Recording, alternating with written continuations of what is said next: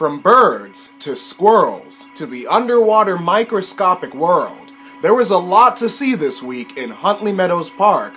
Welcome to this week's Wildlife Vlog.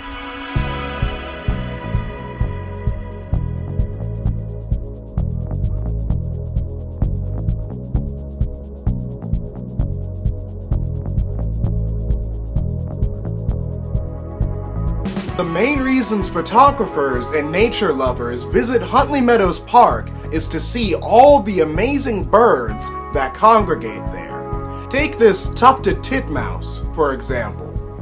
Or this pair of eastern towhees, exploring an abandoned nest, perhaps preparing to lay some eggs in the spring.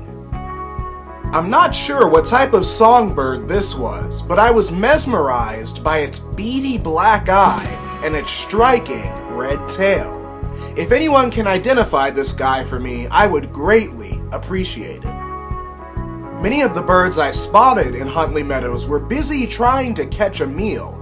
Take this sparrow, for example, perhaps looking for aquatic plants or insects to eat. Or this hairy woodpecker that's literally drilling into a poison ivy vine looking for insects. Taking a brief look at mammals, I spotted this black squirrel, a variation of the gray squirrel that has an extra amount of melanin in its fur. Moving back to birds, Huntley Meadows was full of voraciously feeding Canada geese. It may be hard to see from the muddy water these guys are kicking up, but they're actually feeding on aquatic plants, not even knowing how much they're impacting the underwater microscopic world of Huntley Meadows. The extensive root network formed by these aquatic plants serves as a great habitat for microorganisms. This includes all sorts of baby insects, like this mosquito larva, as well as tiny microscopic crustaceans like this copepod. The twin egg sacs on this copepod's tail show that it's going to be a mother soon. There were plenty of microorganisms that I had difficulty identifying, such as this gelatinous alien worm-like creature.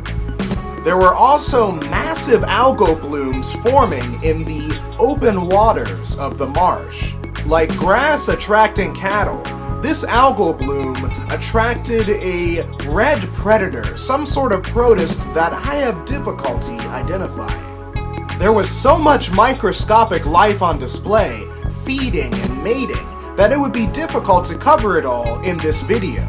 Needless to say, Huntley Meadows is rich in biodiversity, both above and below the surface.